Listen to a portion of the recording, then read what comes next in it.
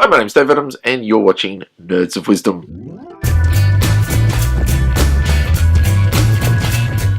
So Ricky came over the other night, and he brought Clank, and we've both played this a few times, so we were able to get straight into it. It was really good. We had a lot of fun. It's a rich game. It's got that Ascension-style deck building going on, which is fun, and they've also brought the cleverness of how life tallies are totaled, and the Clank going into the bag and then awakening the dragon. Really clever game. Loved playing it. It was really intense. I really put the pressure on him. I thought I'd really stick it to him and make a run for the top and leave him down the bottom section. The only chance I really had was to try and kill him while he was down the bottom still, so I made a mad dash for the top, got out and put the pressure on, and of course every card that came out of the deck didn't have a dragon on it, even though the whole beginning of the game was dragon. My life total, I got out with maybe 1 or 2 cubes to spare. Every card is not a dragon. People say I blame cards, but I'm telling you, there is a conspiracy here. I know what's happening. I know it. But in the end, it was a single point victory to Ricky. And it was just phenomenal. We counted up the treasure, the gold, the tally. 1 point. Brilliant game. Loved it. Had so much fun. And we thought, well, let's play Eldritch Horror. We haven't played that for ages.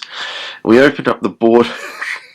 And when last time we played it, we played all the way through. We really liked it. We loved the game. It had lots of really good elements. We've often talked about how much we enjoy the game.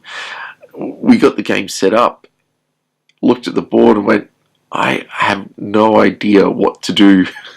It had been so long since we'd played it, we had forgotten all the rules. We even forgot how to bring about the end condition. We forgot about how to set up the cards properly, how to select characters. We pretty much had to start the game as newbies again, reading through the rules and following all the turns of play. Fortunately for Fantasy Flight, their rule books are pretty good, so it wasn't such a big deal. But it really brought to the fore just how few times I really get a chance to replay games. This is something that's becoming more of an issue for me as my collection has grown, and it has grown. There are games on here that I am still yet to play. We started a gaming group where we meet every fortnight to play games, and every fortnight we've played games, we've been learning something new. It seems at the moment there's this huge rush on new games, and the board gaming industry is building this through Kickstarter and social media, starting to build a real hype around all their games. And it's really starting to occur to me just how much of an impact that's having on not only the size of collections, but on the actual engagement of the games themselves. When Ricky and I played, we somehow got onto discussing just how refreshing it was to sit down and play games that we knew, instead of having to learn rules for the first time. And doing that with Eldritch Horror was a bit of a letdown because we really thought we knew the game, but playing Clank was so good, and that comparison of experience was really important for us. The fact that we could open up Clank, we could just set it out, we were both able to set up the board quickly, we were able to get things underway straight away. We were making decisions, we were testing out strategies that we hadn't tried before. I knew the state of play at a certain point where I thought, okay, look, I don't think that I can compete with him at the moment hunting around the bottom for treasure, because I just didn't feel I had the right space on the board. I didn't feel that I'd built my deck the best way that was utilizing all that. I hadn't actually been able to get enough money to try and buy some of the stuff that he was buying, and so I knew that I was a little bit behind, so I made a tactical decision to play for the door and hopefully lock him out of the game somehow. But unless I'd played the game several times before, I would never have made that decision. In fact, I probably would have languished around wondering sort of what I could do to improve the situation. That ability to know what was happening and to make that read, I think, improved the game for me, and I actually felt more empowered in my actions, in my activity in the game. The thing is, though, is whenever you're learning new games so consistently, you never really get that involved, and you never get to experience that, and I kind of miss it. I think that's something that I wonder if it's becoming a bit of an epidemic in our own community of hobbyists. Are we really just getting so caught up in playing new games and learning rules all the time, and just getting that first initial excitement of a new game, opening it up and playing it through for the first time, that we're not really taking the time to build expertise in any of the games that we have, or even getting that replay value out of them. I remember when it used to be a big issue of replayability, but I don't think that that's such an issue anymore. It seems to be really moving towards one-time playthroughs for many games. But then, if that's true, why are we holding on to our collections for so long? I look at my collection and the number of games that I'm still yet to play in my collection, that have been there for way longer than they should have. And I'm still trying to learn new rules every fortnight in my gaming group. When I think about replaying games and what makes it so good, and I don't just mean small filler games, I mean playing my bigger games over again, I think there is a deeper sense of satisfaction with the game. It lacks that initial excitement, that initial zest of, oh, this is new, or oh, that's a really great mechanic, or oh, that's a really great play which I hadn't seen in a game before. But at the same time, unless I play it over and over again, how do I know that I'm really going to like it over time? It makes me wonder if we're suffering from the Coke effect. The Coke effect is, I don't know if it's a proper term, but it's a term that I use to refer to the issues over New Coke. New Coke was released in 1985 in response to a television campaign run by Pepsi. Pepsi took out a sip of Coke and a sip of Pepsi in two small cups and handed them around and got people to test them, and they got people to say which one they preferred. People would sip the two samples and they chose Pepsi the majority of the time. Coke thought this was all just marketing and silliness, and so they went out and conducted their own tests and found out that Pepsi were absolutely not faking this. So they went into marketing meltdown, where they sat down and they worked out what is so wrong with Coke that they need to fix it, bring it up into the next generation. And they did heaps of research. They invested millions of dollars, and over a significant period of time came together with New Coke, and it was a colossal failure. The thing that they discovered upon further reflection and further research is that that initial sip is something that really captures our attention, and it's exciting and it's new. And Pepsi was a sweeter soft drink, and so that initial hit of sweetness was appealing, and our brains delighted at that initial hit of sweetness. But the fact is what they discovered is when they asked participants to drink the entire can of Pepsi and the entire can of Coke and compare which one they preferred, the majority chose Coke. Having that continual sweetness was actually a detriment to Pepsi, and so over the course of a whole can, people preferred Coke. But when they did the initial research, they didn't get people to test with a whole can. They got them to test with just the sip. And so the end result was that Coke was perfectly fine the way it was, and turned out to be a superior drink to Pepsi, according to the market research, simply because it didn't have that sweetness the whole way through. Having a little bit of that bitterness and not being initially punching to the taste might have hindered that first sip, but over time, people preferred to drink the Coke. And I know that that's a bit of a tangent to bring it in, but I kind of can't help thinking about that with my games, where we're always constantly hitting that sweetness. We're getting that taste of a game. But are we ever getting the chance to truly enjoy the game, to sit there and play those games over and over again? And I feel like this is just an issue in affluence. This is first world problems for sure.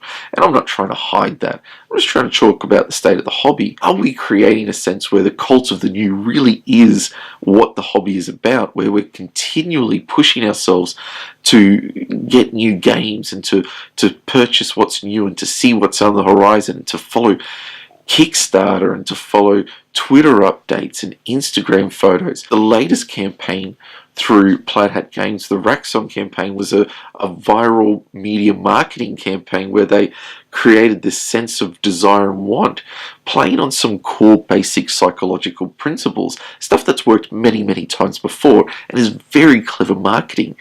But at the end of the day, is it really helping the hobby? The fact that they can create a sense of desire and a sense of what we call mimetic desire, where people see others with something, think that because they've got it, they're better off, and so we naturally want it as well. Is that really helping us to be better gamers? Is it helping us to be a better gaming community?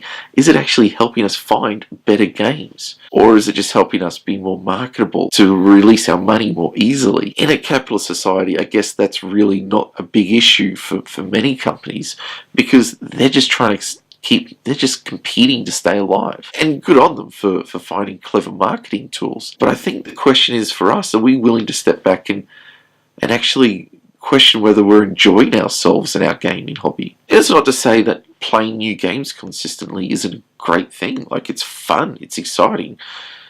But do we appreciate the games we have in our collection? And when I think about what's driving this, I don't half wonder if we're doing it to ourselves. Our desire for these games is feeding each other, and so we're getting more and more new games.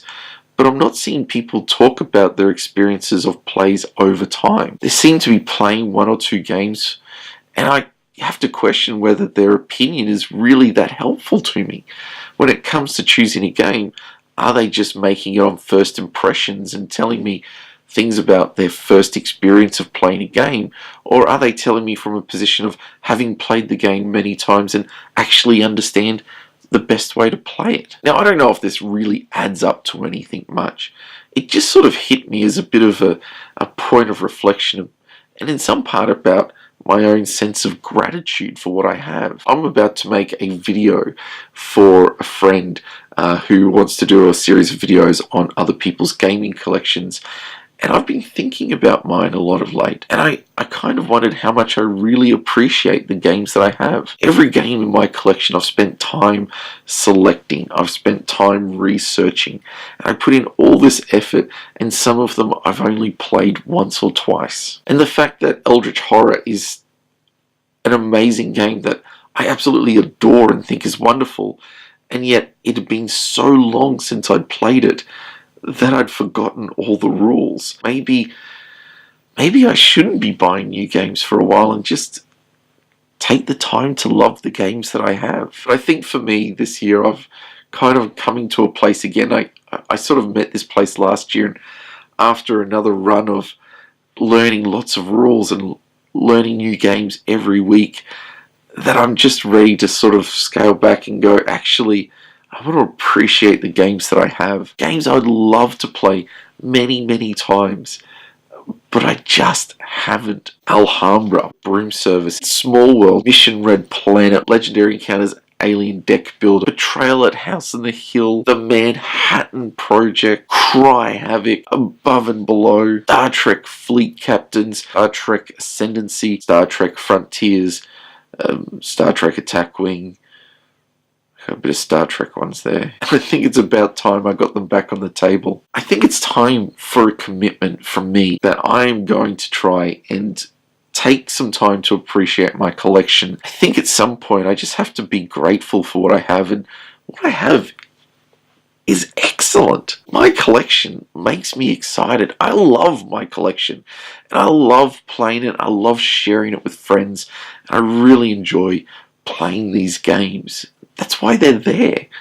So I'm going to take some time over the rest of this year to really just try and crack out some of those older ones and give them another go. Now, as you may have noticed, my voice is still not that great. It's been a funny winter, and I have ongoing health issues, which just means I get sick a bit more, and so I'm kind of used to it, but I'm trying to soldier on. But I appreciate your patience too in dealing with my voice and its croakiness at times. Next week we'll be back to our regular schedule of Core Mechanic.